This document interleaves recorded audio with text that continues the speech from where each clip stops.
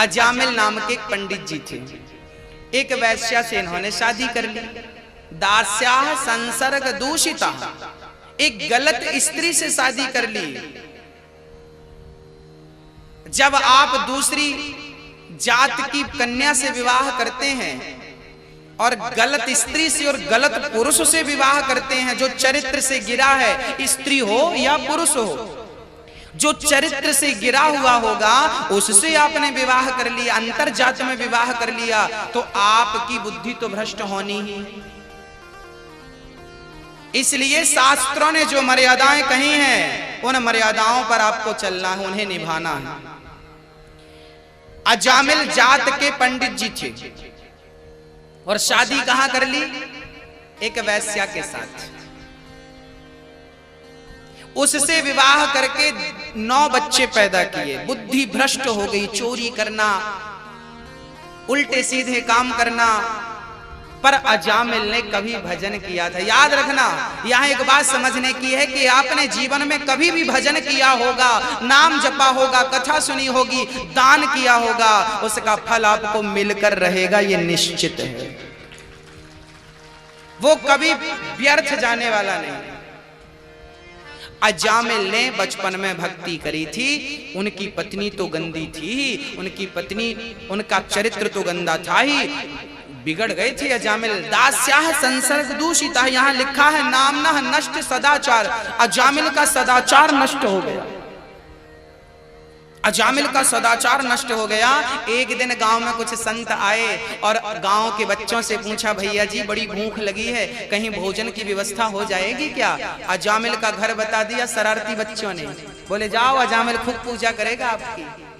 गांव के शरारती बच्चे अजामिल के घर महात्मा लोग पहुंच गए और अजामिल के घर जाकर कहने लगे भिक्षाम देही। अजामिल बाहर निकला, बाबा जी भागो यहां से, मेरे घर में लाए तुम्हें आने के लिए। अच्छा, अजामिल की बुद्धि भ्रष्ट हो गई थी। जब आप अपने से बड़ों का अनादर करने लगे, जब आप अपने से बड़ों का तिरस्कार करने लगे, तब समझ लेना कि आपकी बुद्धि भ्रष्ट हो गई है। विनाश काले विपरीत बुद्धि। कभी कभी रोटी कड़वी लगती है जब मलेरिया बिगड़ जाता है। जब बुखार आती है ना तो रोटी कैसी लगती है? बोलो मेरी माँ, ओ मैया, ओ प्यारी मैया, कहां देख रही हो माँ? सुन लो, जब बुखार आती है मैया जी तो रोटी कैसी लगती है? कैसी लगती है?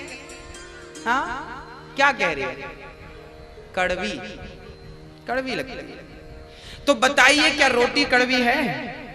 रोटी कड़वी नहीं है, आपका शरीर बिगड़ गया है, स्वास्थ्य बिगड़ गया, जल्दी से इलाज कराइए। जब रोटी कड़वी लगने लगे तो समझ लेना बीमारी भयंकर है, जल्दी से इलाज कराओ। ऐसे ही जब माँ बाप की बात गलत लगने लगे और जब गुरुजनों की बात आपको कड़वी लगने लगे, समझ लेना कि बहुत भयंकर बीमारी है, तुम्हारा सर्वनाश होने वाला। जल्दी सत्संग करके अपना इलाज कर लो, नहीं तो सर्वनाश हो जाएगा।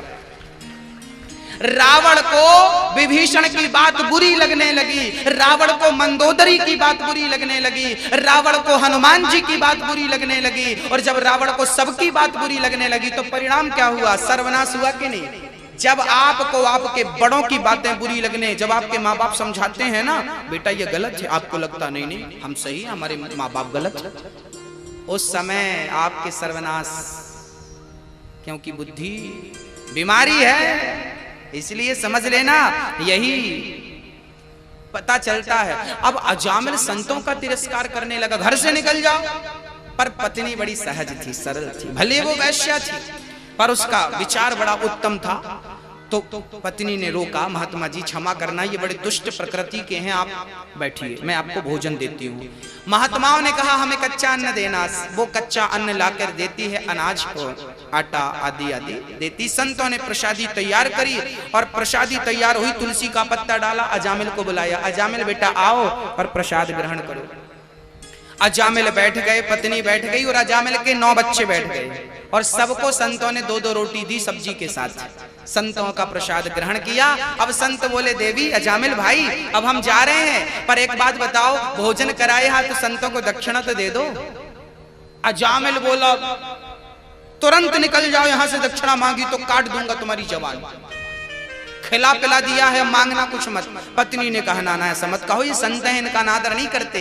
हाँ महात्मा जी क्या चाहिए आपको? तब संतों ने कहा देखो देवी, हमें दक्षिणा में धन दौलत नहीं चाहिए, हम तो केवल ये चाहते हैं कि तुम दोनों राम राम जपना शुरू कर दो, तुम दोनों का कल्याण हो जाएगा। याद रखना, कुत्ता जिस घर की रोटी खाता है ना, पूंछ हिलाकर रात भर पहरा देकर के रोटी का हिसाब चुकाता है, और संत भी जिसके घर की रोटी खा लेता है उसका घर कल्याण करके छोड़ता है उसके घर का।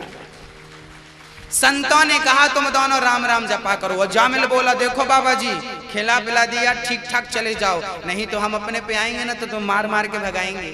वो अपमान करता जा रहा था, पर संत सहज थे, सरल थे। संतों ने कहा जामिल मुझे बुरा नहीं लग रहा है, बस तू एक बार राम कह दे, एक बार नारायण कह दे। अजामिल बोला मैं नहीं बोलूंगा। संतों ने कहा क्या नहीं बोलेगा? बोले वही जो तुम बुलाना चाह रहे हो। अजामिल एक बार भी राम बोलने को तैयार नहीं था। तब अजामिल से तो नहीं, अजामिल की पत्नी से कह दिया संतों ने, देवी तू गर्भवती है, मेरी दक्षिणा मुझे यही चाहिए कि जब आपका बेटा हो तो आप इस बच्चे का नाम नारायण रखें, मेरी आखिरी इच्छा यही है। संत ये दक्षिणा लेकर चले गए। अजामिल की पत्नी को समय पर बेटा हुआ, नाम रखा गया। क्या नाम रखा अजामिल के बच्चे का? क्या नाम रखा? नारायण। क्या नाम? नारायण। बोलिए नारायण, नारायण। कितने धीरे बोलते हैं, जोर से बोलिए। नारायण, नारायण, नारायण, नारायण, नारायण, नारायण, नारायण।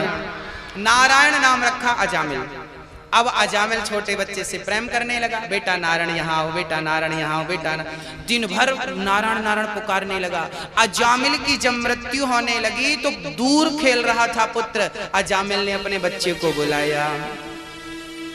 अजामिल ने कहा दूरे क्रीडन का सक्तम पुत्रम नारायणा वयम प्लावितेन स्वरेणो चैराजुहावा जितेंद्रिया। अजामिल को यमदूत ने गले पर रस्सी डाली और यमदूत लेकर जाने लगी। अजामिल घबराया, बच्चा बचाओ, बेटा नारायण, बेटा नारायण बचा लो, नारायण बचा लो। बुलाया अपने पुत्र नारायण को, बेटे ने नहीं सुना। परम पिता परमात्मा ने विमान भेज दिया, जाओ पार्षदों मेरा भगत मुझे पुकार रहा है, लेकर आओ। पार्षद गण आ गए। पार्षदों ने यमदूतों से कहा चलो यमदूत भागो यहाँ से। यमदूत बोली ये हमारा ग्राहक है, कहाँ लेकर जा रहे हो? पार्षदों ने कहा ये तुम्हारा था, पर इसने नारायण का नाम पुकार लिया ना, अब इसको हम लेकर जाएंगे। यमदूतों ने कहा इसने भगवान का नाम नहीं लिया, इसके बेटे का नाम नारायण है। पार्षदों ने कहा इसके पुत्र का नाम नारायण तो अभी से पड़ा है, मेरे भगवान का नाम नारायण तो अनादि काल से है, इसलिए हम इसे लेकर जाएंगे। भले अपने बच्चे को पुकारा हो पर नारायण का नाम पुकारा है। आग में हाथ तुम जानबूझकर डालो तो जलोगे, धोखे से डालो तो जलोगे। जहर जानबूझकर पियोगे तो मरोगे, धोखे से पियोगे तो मरोगे। ऐसे नारायण का नाम जान कर लोगे, अनजाने में लोगे। तारने वाला है वो नाम, वो तार